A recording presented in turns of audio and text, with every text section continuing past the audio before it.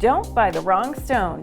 In today's video, we're challenging you to pick out which of these stones is a ruby. And we'll tell you when and why you might want to buy another red stone. Plus, there's a twist.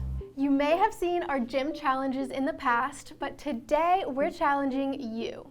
We have 5 rings here, and we're going to show them to you in depth. Can you guess which one is a ruby? Ooh, I want all of them. Okay, so first let's look at the color. These are all red, but they each have a slightly different shade of red to them. Yeah, we kind of have some crimson kind of red, and then we have a pinkish red, and then we kind of have middle red. Which one do you think is the color of the ruby? So next, let's look at luster. Luster is sort of the quality of light reflected back from the stone. So you can shine a light on it, and you can see some nice qualities here in all of these stones, but I think some of them reflect back a little bit more light than the others. Ruby has a very high luster because it takes a high polish. So while we're looking at luster, let's look at brilliance. Brilliance is not the reflection off the surface, but it's once the light goes deep into the gemstone, it's grabbing that light and sending it back out. In low light, those with a higher brilliance are going to grab light from all the sources it can get. Yeah, so in low light, like the more brilliance is going to make it look a little bit brighter than the other stones. Exactly. Now we're going to cheat a little bit. We're going to use a UV light, and it's going to show us which one of these fluoresces. Oh, yeah. Look at that one. Wow. Oh, that one's fluorescing too. How about here? No, not really, and no, not at all. So here and here. So that's super helpful, but most of us are not going to look at our rings under a UV light every day. That is true. However, some stones are so highly fluorescent that they will even glow in regular sunlight. All right, guys, get your guesses in because we are about to tell you which one is ruby. Okay, so did you guess this heart ring? Because that is the ruby. So how do we know this is the ruby? A few different ways. Like we said, the color. This just has that characteristic ruby red to it. It's a very true red with a little bit of a pink hint to it. Whereas I would say a lot of these other ones are deeper. Yes. Except for this one, which is, I would say, a lot more pink than the ruby. Then the luster. When it comes to luster, ruby actually has one of the highest lusters. It's called bright vitreous. Vitreous is glass-like. And so when it's bright vitreous, it's even more glass-like. It's just returning the light off the surface so beautifully. The brilliance. Ruby has a high refractive index. That means the light goes in, it bends to such a great angle that it returns the light even more. And so it's just going to shine back at you even in low light. And of course, the fluorescence, it glowed so bright under that UV light.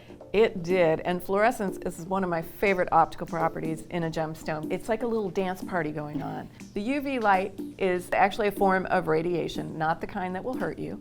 When the radiation hits the stones, the electrons in the stone are having their own little dance party. So you hit the light, that radiation stimulates them, and they're up dancing.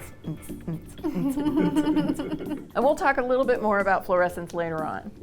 Look at it compared to this ring. So this ring is actually a garnet, which is often confused for ruby, but as you can see, it's a much deeper, darker red color. Yeah, it's more like a crimson, I would say, yeah. Garnet has a really rich history as well. It's the January birthstone. It's a legendary gem going all the way back to biblical times. Also, fun fact, garnet can be magnetic. And it's the most magnetic of the clear crystal gemstones. We actually did a test with other gemstones using a rare earth magnet. And people really love garnet for the color. It's a really rich, earthy red. They're really often natural. It's rare that they're treated.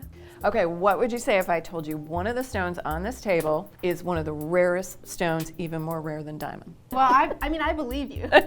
And that is this one. This is called Bixbite or red beryl. So this is the sister stone to emerald aquamarine morganite. And it's close in color to ruby, It's got maybe a little bit more of a purple hue to it, a I would little more say. raspberry. Yeah, it is, exactly. What we have here is a lab-created Bixbite, and that makes it beautiful and affordable. So you're never going to find this size of a Bixbite. There's only one source for Bixbite, and that is in the Wawa Mountains of Utah. Fortunately, they've developed a way to create lab-created Bixbite. It's just stunning. Well, if you are a collector, this is a must-have. I mean, who wouldn't want a red beryl in their collection? Exactly. Now, there's one ring on here that did also fluoresce, but it's not a ruby. It is this one right here, and this is actually a red spinel. And of course, spinel has long been mistaken for ruby. In fact, there is a gem in the British Crown Jewels that was long thought to be a ruby. It's actually a red spinel. The color is very similar. It may not be quite as pinkish as the ruby itself. It's a little bit glassier too, and it's a very clear stone. So those are just a couple of things to look for. It might help us distinguish the difference between a ruby and a spinel a little bit better than the British. So this last one is red zircon. It has a higher brilliance than the ruby, but its darker color kind of masks it.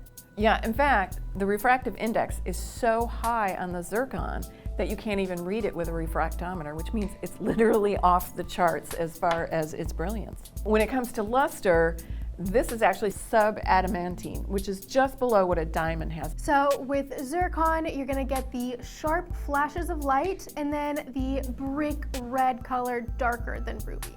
And if you're a history buff, you're gonna love zircon because zircon is almost 4 billion years old. It is the oldest known gemstone to man. I mean, that is when the earth was just a baby. I wanna know what your favorite was. Leave us a comment and we're gonna show you some more. Okay, so we have 4 more pieces here. Ooh, I love my job. All right, first let's look at the color.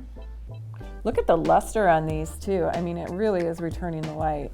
Plus, you know, as we shine the light into it, you can see it coming out from deep inside the stone. And there's the brilliance. All right, how about we look at the fluorescence? All right, look, I get this big boy out. Oh, hello. Well, the gig is up. You've probably figured it out that these are all rubies, but they're all different kinds of rubies. This little beauty right here is a John Saul ruby. This is a deposit that was found recently in 1973. And only 1% of what comes out of that mine is actually usable in jewelry. But what's so amazing about these is that these are compared to Burmese rubies, which are the cream of the crop rubies. It has a lot of the similar properties to those. This ring is actually an amazing value at $2,000 because these rubies are harder and harder to come by, especially in sizes like this. It is quite a large ruby. And definitely JTV is one of the only places that is going to have a John Saul ruby ring. Next, we have this lab-grown ruby pendant. And as you can see with lab-grown ruby, it's super, super clean, super clear. You get them in larger sizes than you would a mined ruby for a much more affordable price. And I'm sure you saw when we shined the UV light on this, the lab-grown rubies fluoresce a lot more. And that's actually because when creating a lab-grown ruby, they're using the purest of chemicals, so they're pure and clean stones. When it fluoresces, it's a sign of just how pure those elements are. We actually tested our lab-grown rubies against rubies mined from all over the world, including Burmese, and the fluorescence just knocked it out of the park on the lab-grown. So if you're looking for a big, beautiful, pure ruby for an affordable price, go with lab-grown ruby. Now, this one here, absolutely beautiful. This is our Mahalia ruby. This is a mined ruby. When natural rubies come out of the ground, they are typically very fractured, very full of inclusions, things like that, that are keeping it from looking its best. So we have a special process. We fill it with this special substance that has a similar refractive index as the ruby itself. So what that process does is it allows the light to pass through those fractures, like the fractures aren't stopping the light anymore. This is a hack for getting a big mined ruby at an affordable price. I'm so excited about this one right here because the star ruby is my absolute favorite. So this has 6 rays to it. This is called asterism. And how this happens is that to get one ray, There's a layer of rutile needles. They've grown within the stone, and they're all parallel. So think of a spool of thread. The thread goes this way on a spool, but the light shining on it goes this way. So there's a set of parallel lines, and the light is going across them. So that creates one ray. So the light. So now you have to add another layer. There's another layer of rutile needles, also parallel. So now you've got two. And then another layer creates three. And so it's just so amazing how in nature this can happen and how rare it must be. There's very few gemstones that can display asterism. Now this is a lab stone, but it's still just a work of art because it's even hard to achieve this with a lab created stone. So it's amazing that we even have these. I honestly haven't ever seen a lab-grown stone with asterism, so that's really cool. This is extremely difficult for gem cutters because they have to orient it exactly right so that you see those rays. When you hit it with a light right above it, you can see how the light just like dances and hovers over the stone. I know, it's so cool. So many red stones, so little time. I love a beautiful red stone, and so we've picked out a few of our favorites that you might also like. This first one, this is John Saul Ruby with white zircon accents. I love the shape of it. It's a little wave. I love that detail. I love the pear shape with those accents and then the waves on the back as well, like the bottom of the ring. Oh wow, look at that. So no detail left unturned. And this is actually a really great value for John Saul Ruby. A little tip, multiple smaller stones usually gives you a little bit more value than one larger stone. Absolutely. So I brought a necklace, earrings, and a ring. This is a beautiful garnet set. How much do you think this is? $300-ish. It's only $100. Can you believe this? Look how beautiful this is. Very classic design. You can wear it to work. You can wear it with even jeans and a t-shirt, I think. That's really great value because if you think about it, often buying them separately, you're not going to get it for $33 for one. And that's what I love about jewelry sets. And the garnet is so beautiful in gold. I'm a gold girl anyway. There's just some colors that just really, really pop, and the gold sets it off. I just love it. It's a very like old Hollywood look with the garnet and the gold. So I have another ring here, and this one is garnet with white zircon accents. Look at that, it looks like a little tiara. I think so too. That's what I thought when I saw it. So I'm a girl who digs a glass of red wine every now and then, and I love how this is the color of the wine that I like. Okay. What kind of wine? I like a good Cabernet Sauvignon. Okay. This next one I brought in because I already own it, and it is one of my favorite pieces from JTV. This is a lab-created ruby, and it's a hexagonal cut. And that's what I love about it. It's so different. Absolutely love this ring. Oh, it's one of my favorite things ever. This is a stone we haven't talked about yet, but it's a really cool option. Is that red labradorite? It is. Wow. Yeah. It's a very soft color to it. It is. I mean, I've never seen it anywhere else than JTV. It's a big stone, watermelon almost. It is. And the red labradorite may be the most affordable option on the table, and you're getting a beautiful color, a big stone, super clear for around $60. Whoa. That's amazing. Give me that.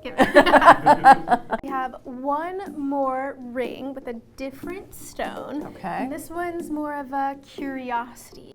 Ooh. So this is quartz with red rutile in it. Those are those rutile needles that I told you about in the Star Ruby. Same material here, but you're in a clear quartz so you can see them. We've already got a vitreous surface, and then we have a metallic substance inside of there, so you're getting all kinds of beautiful luster reflections. When you find a deposit of quartz with rutile needles in it, every stone you cut is going to be different. Every one will be unique. There's a whole other world inside of that gem. Such a beautiful kind of abstract painting. JTV is very particular about it. They will pick the ones with the most interesting patterns, the one with the most heavy inclusions. And it's not like a quick process. They have to go through and like hand sort every piece to find which ones you want. Exactly, yeah. So you need to click one of our links and go to our site, and you're gonna find so many cool things there, lots of red gemstones and so much more. Well, we hope we gave you a lot of insight into red gemstones, but if you have any more questions, just put them in the comments and we'll get right right back to you.